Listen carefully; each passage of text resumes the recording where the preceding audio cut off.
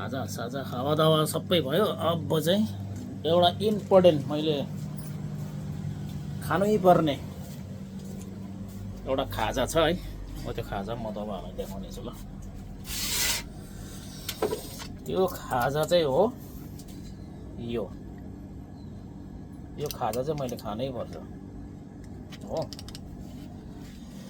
यस्तो छ साथी हो, अब बुढेसकालले छुएको होला भन्दा पनि अब उहिलेको 60-70 वर्ष पुग्नेहरूले पनि अहिलेसम्म मैले त यस्तो प्रेसरको दबाई खाएको त देखेको छैन, चाल पाएको छैन।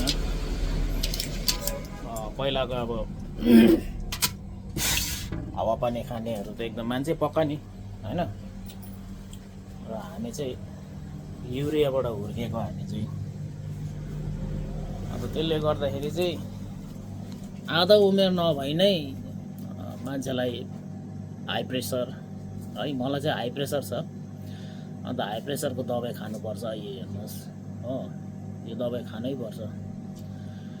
अब खाएन भने त कति बेला लडिन्छ थाहै हुँदैन। अहिले केही ग्यारेन्टी छैन मान्छेको। त्यही माथि खान्तीहरू अहिले कुनै चिज पनि राम्रो छैन। अन्त अब यो प्रेसरको दबाई खायो हो, त्यहाँबाट हिँड्यो।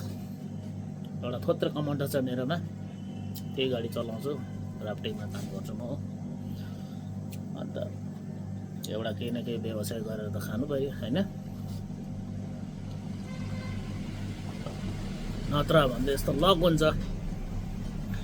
अन्त एउटा सानो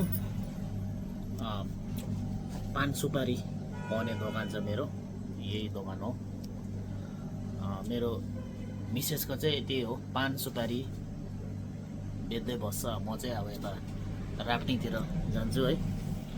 त्यही हो साथी हो, लुटी ल्यायो भुटी खायो भने जस्तै हो, चलिरहेको छ ल।